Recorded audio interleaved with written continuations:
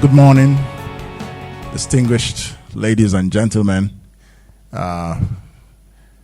members of the To Build a Nation movement, our volunteers, the hierarchy of the Young Progressive Party, represented here to my right by our sister, Binta Suleiman. On my left, I have the spokesman of T-BAN, To Build a Nation, Mr. Jide Akintunde. And I greet you all very warmly this morning. We are here for something very important that settles questions that have been on our minds, on the minds of many of our supporters for several months. Many of you know that I announced on February 28, 2018, that I intend to contest for the office of the President of the Federal Republic of Nigeria in 2019.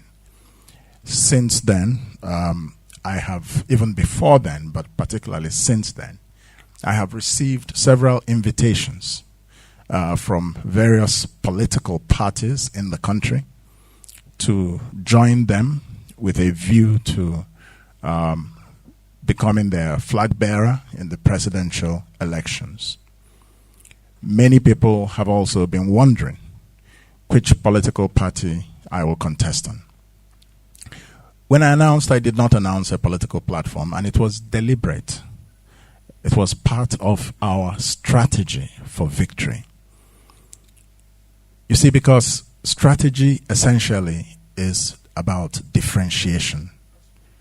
If you do things the way everybody does it, you're not strategic and you don't have a strategic mindset, and you will not prevail in competitions. So the reasons I did not announce my party platform were two, mainly. One, because several parties were approaching me. So why rush into choosing a party? Why not evaluate the various approaches carefully to see which party most approximates to your ideology? That was one. Number two, practically, I also knew that because I have not been a politician before, I needed Nigerians to get to know me better and to know what I stand for much more clearly before I announced the party platform. The reason is because in this country, we have been taught wrongly and to our own detriment to prioritize parties, political parties, over individual candidates and aspirants. That is one of the reasons we've had a huge leadership failure in this country, in our democracy, because we don't care about who is running for office. What is that person's character? What is that person's vision, assuming he or she has any? What are that person's credentials for the position for which the person is aspiring? Instead, we just talk about platform. What's your platform? Immediately I said I was coming into politics. First question, what's your platform? And I'm like, you're going to wait for quite a while. I'm going to do it differently. Take me to the police if you want. So, by not announcing, I forced Nigerians to assess me more critically and more closely.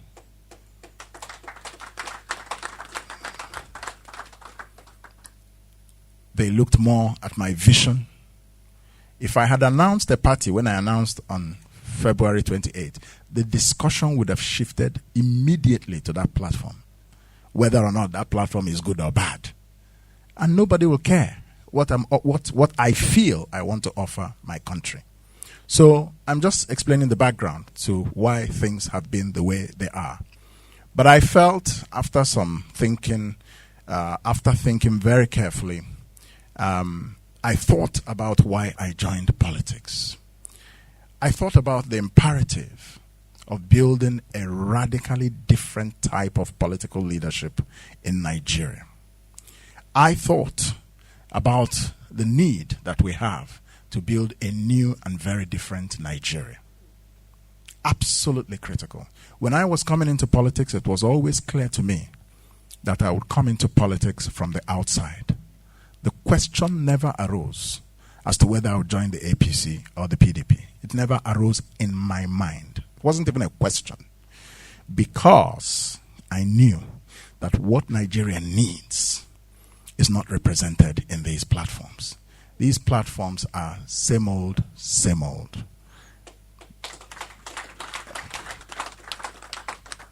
So when I answered this question in my mind, it became clear to me that I could not possibly be part of the old order of recycled and failed politicians and their platforms. It also became very clear to me that I could not be part of old wine in new wine skin. You see, because unlike 2015, where there was a very clear choice between two people, in 2019, many people are positioning as the solution to Nigeria's problems, including those who are part of the problem. And just like people got angry with the PDP and left and formed a shotgun marriage of strange bedfellows in the APC, so also some people in more recent months have left some of the big parties and formed shotgun marriages of some alternative parties, claiming that they are the change for the better that we need. But because we know that you cannot put old wine in new wineskin, it was also clear to me that I would not join those new wineskins with old wine. So I'm taking you on a journey to understand that the choice of political platform that I've made is a very serious choice, and is the choice that I've made after a lot of reflection. Nigeria is like a patient with diabetes. I believe that APC is Coke, dark, full of sugar. I believe that PDP is like Fanta, yellow, full of sugar. I believe that several other formations, SDP, so on, are like Sprite. They may look like water from a distance, but when you touch them, you'll see that they're full of sugar also. And I decided I'm coming into politics to offer Nigeria water.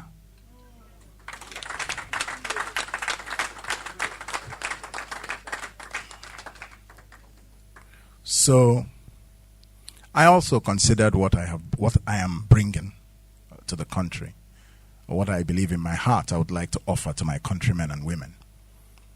Passion for Nigeria, love for our country. Like many of us citizens, we love our country dearly.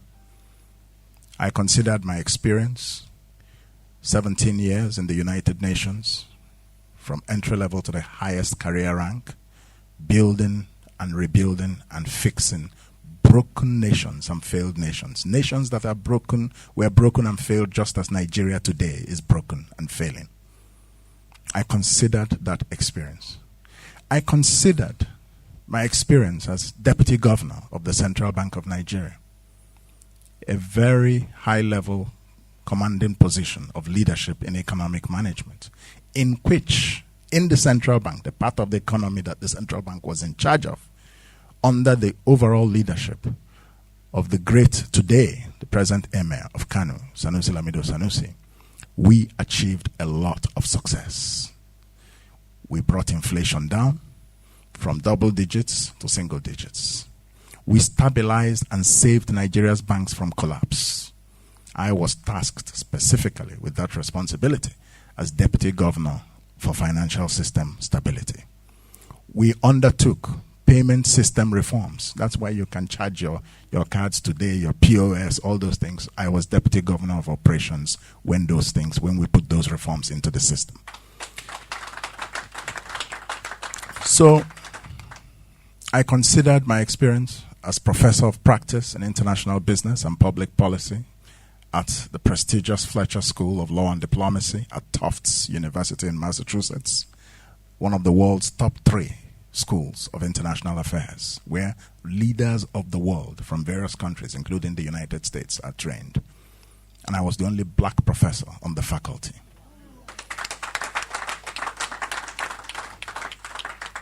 I considered my thought on economic transformation encapsulated in the book, one of the books that I've written called Emerging Africa, How the Global Economy's Last Frontier Can Prosper and Matter. In fact, it was that book and what we achieved at the central bank that led Tufts University to invite me to serve as a professor on their faculty. I considered all the global connections that I have, which is necessary to restore Nigeria's place and Nigeria's standing in the world, which today has fallen. And so I considered the three things Nigeria needs. We need to heal Nigeria and build a nation. We need to reform Nigeria's economy. And we need to restore Nigeria's place in the world. And I considered how my life has prepared me to answer these three challenges. I weighed all these things carefully. And I therefore decided that I wanted to be part of a democratic revolution in Nigeria, not the politics of greed and settlement. If I had gone into PDP or the APC, they practice what they call zoning. Therefore, they can never produce competent candidates. They've sold competence for political convenience. And that's not what Nigeria needs at this time. So I considered all those things. And then I decided on the party. But before I made that final decision, I asked another set of questions. Does this party have my ideology?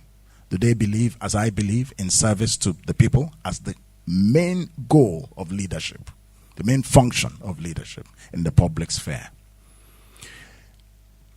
Are they national in their spread, or is it an ethnic party or a sectional party? There are parties in this country that have those types of orientations.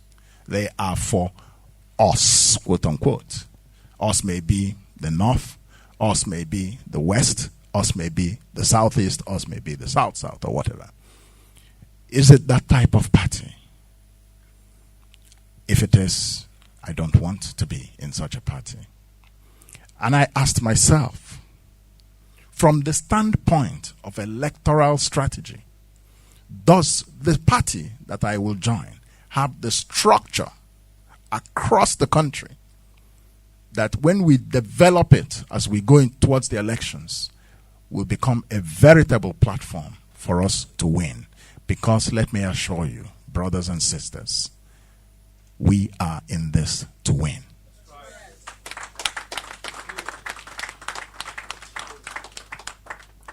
When I was done thinking about all these things, I decided that the Young Progressive Party, YPP, answers my questions satisfactorily. Service to the people. Service to the people. And for a greater Nigeria. And therefore, I decided to join the YPP. And that is what I'm announcing to you today. That I intend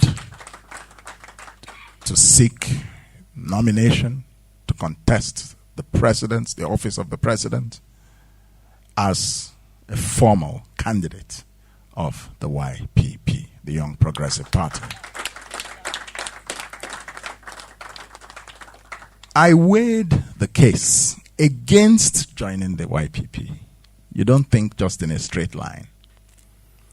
And I consulted and I asked some questions. Many people were supportive. Some people said, well, it's not been done before. How do you hope to win the presidency on the platform of a young and new party? Some people said, oh, the politicians will not take you seriously. That's actually when I made the decision, final, that I'm joining the YPP. Because I want to assure you, all those who are cynical, all those who believe in conventional wisdom will be disappointed, shocked, and amazed in 2019.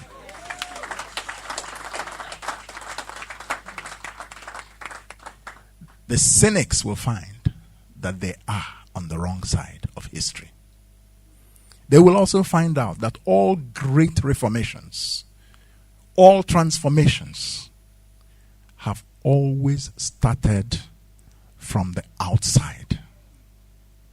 Slavery was not ended by the slavers. Colonialism was not ended by the colonial masters. The bondage in which Nigeria is held today, the bondage of poverty, insecurity, the country has become a killing field. Poverty, that bondage, we will not be released from it by those who hold us in it. We can only be released from it when people rise up from outside that class of recycled, old and tired politicians who have no vision to offer this country other than the quest for power for the sake of power and access to our national treasury. So I decided to join a party like YPP, a party that is not based on the politics of greed. So, all great transformations have been started by men and women who think outside the box. The secret is that they believe. The secret, remember, they believe. It always starts in the mind, or what I call the worldview. Reality is created. What people consider the reality today was created by men and women. Men and women who think differently will change it. And we will have a new reality in this country come 2019. So long as our belief is backed up by the courage of our convictions. So I'm here to announce today that in response to the parties of the past, in response to the umbrellas that block out the sunshine of hope, in response to the brooms that sweep away truth and replace it with lies and evil propaganda, in response to the parties of tired old tricks and tired old men, I and millions across Nigeria will choose the Young Progressive Party, YPP.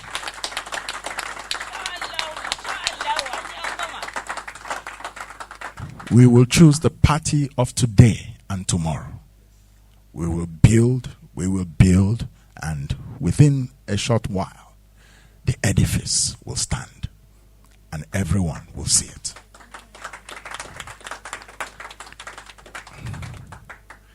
This is also, importantly, an organizational choice. The YPP is a grassroots-oriented party. If it was a party that existed only in the social media, I would not have joined it. Not that there's anything wrong with a party existing on social media or predominantly operating there. A lot of Nigerians are on the social media. But we know that what wins elections is not just the social media, but a combination of social media and boots of men and women on the ground game. The YPP, combined with my political movement to build a nation, combined with our volunteers, answers the question of the ground game. In the 36 states of this country, we are strong. So, ladies and gentlemen, our time has finally come. Our excuses have finally met their match in action.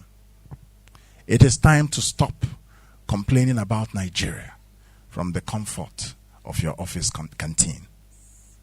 It is time to stop complaining about Nigeria from the shelter of your school hostel. No, the time has come for action. The time has come for action. Don't agonize, organize.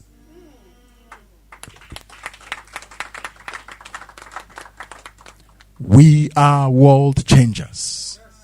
We create reality. and we will create the reality working with the people of the Federal Republic of Nigeria, our brothers and sisters across the 36 states. We will share with them, discuss with them, educate them, be educated by them. I've been going around the country in town hall meetings. We're going around the 36 states. We've covered 8 states so far. We've covered Benue, we've covered Ogun State, we've covered Nasarawa, we've covered Niger, we've covered Anambra, Enugu, Ebonyi, we've covered Plateau. So we're moving. We are on the move. This train is moving.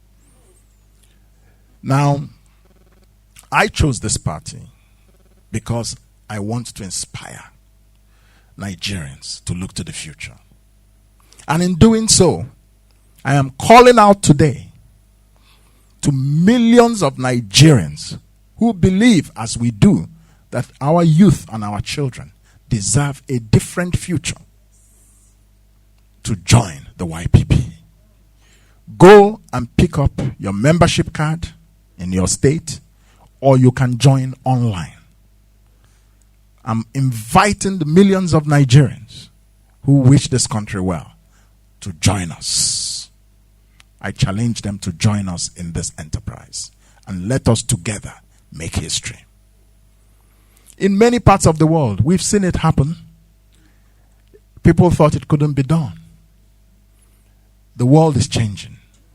Nigeria will change with it. We cannot remain static. We need a new vision and a new leadership for the 21st century. We cannot have leaders whose future is already behind them, whose only frame of reference is the past, not the future. I offer Nigeria a leadership that is futuristic, a leadership that is transformational, a leadership that is based on competence and vision and a world view of something new.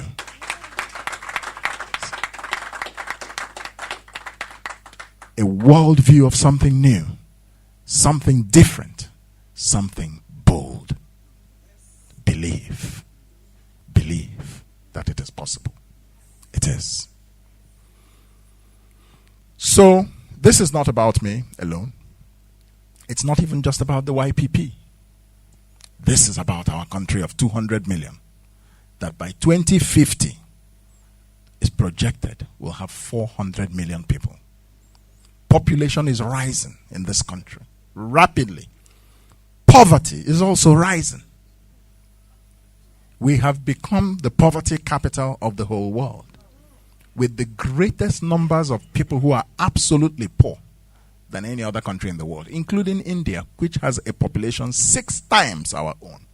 But there are now more poor people in Nigeria, absolutely poor, recorded at about 150 to 152 million, according to the African Development Bank. So we have a future in which our population is rising, poverty is rising, unemployment is rising. In the last 3 years alone, 9 million Nigerians have lost their jobs. In fact, between January 2016 and December 2017, according to the National Bureau of Statistics, NBS, our official statistician in this country, 8 million people, just 2 calendar years, 8 million people lost their jobs. So when you have a combination of rising unemployment, you have a combination of rising population with a lot of young, able-bodied men and women who have no jobs. Poverty is rising, population is rising, unemployment is rising. What is the future that faces us? It's a future of social meltdown. It's a future of an implosion. We are sitting on a powder keg. And the only way we can prevent that powder keg from exploding is by correcting our course now. You know how you drive a ship. If a ship is going, if you don't change the lane, if you don't change the direction, it could meet an immovable object somewhere in front. So, today calls for, not for politicians, but for leaders. We have been all politics in this country, but no leadership. What transforms is not politics, but leadership. And politics is only a path to that type of leadership. So, today, I've made up my mind And I've made a stand for Nigeria and for its future. And today, I wait for you. I wait for you to put your action where your mouth is. Now. Not tomorrow.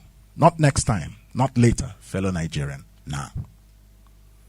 Join me in this difficult work that stands ahead of us as we seek to chart a new future for our country.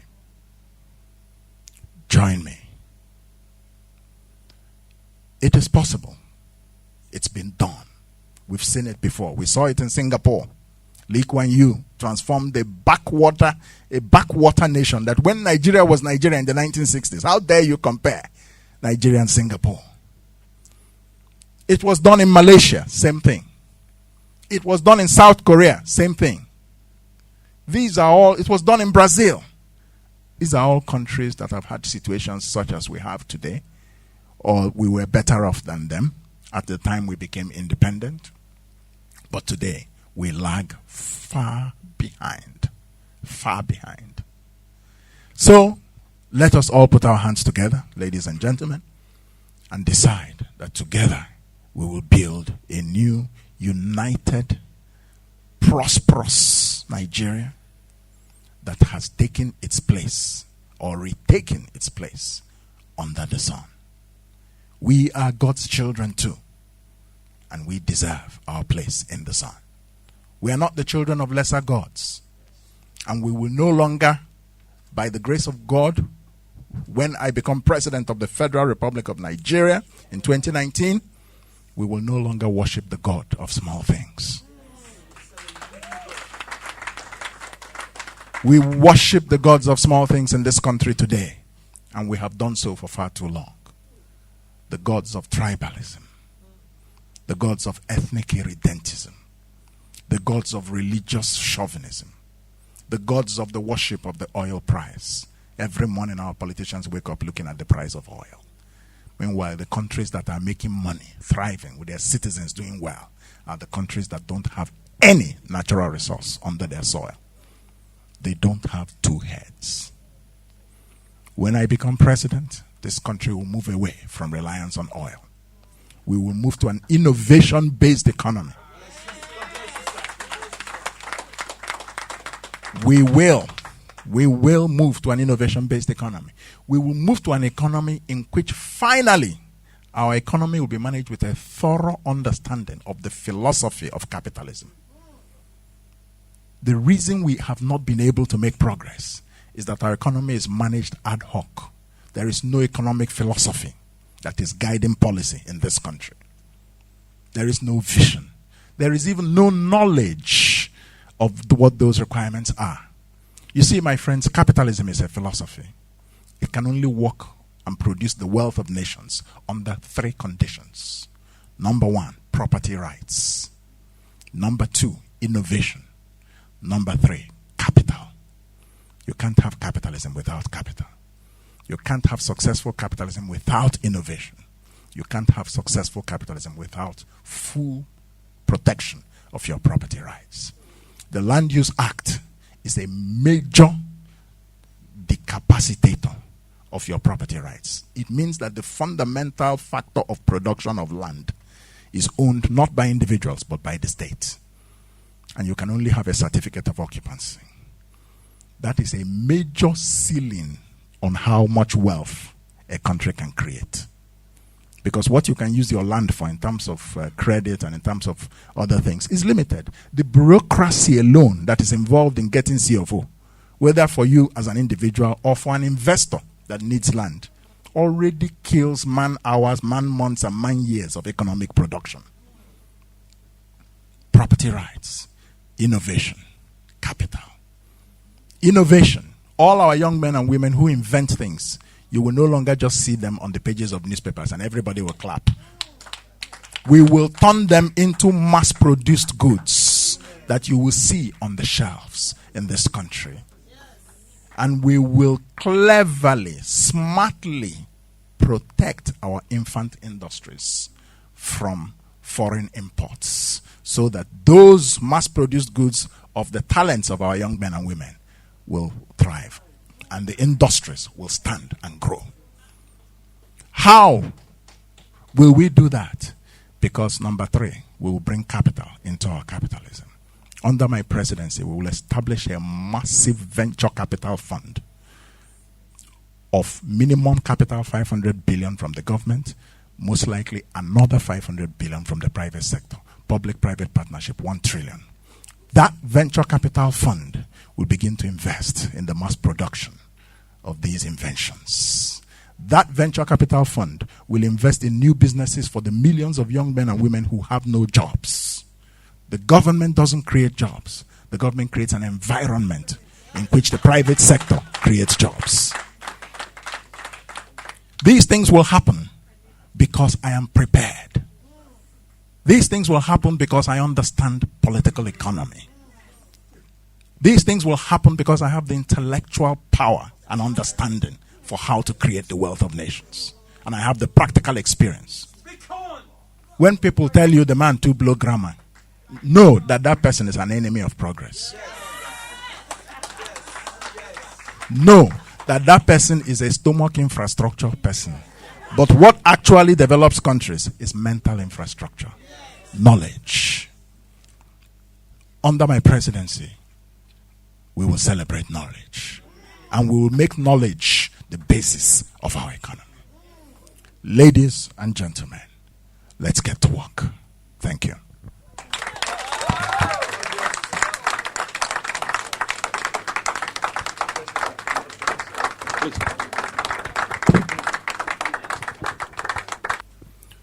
I am calling on all men and women of competence, goodwill, vision who want to run for public office in Nigeria to join our party. We need a slate of candidates up and down the ballot: Senate, House of Reps, governors, State Assembly, councillors. We need a slate up and down the ticket. So please come join us, because this is a party in which you will find expression. You don't want to waste your time in the parties where the ballot, the primaries or all those things are already rigged by delegates who are stomach infrastructured to deliver particular outcomes. You don't want to, come to a party that is looking for men and women of vision, who want something new and different for this country. So we're inviting people who, in addition to inviting ordinary Nigerians to join the YPP, we're inviting Nigerians who want to aspire for political office at various levels to also join us. Thank you.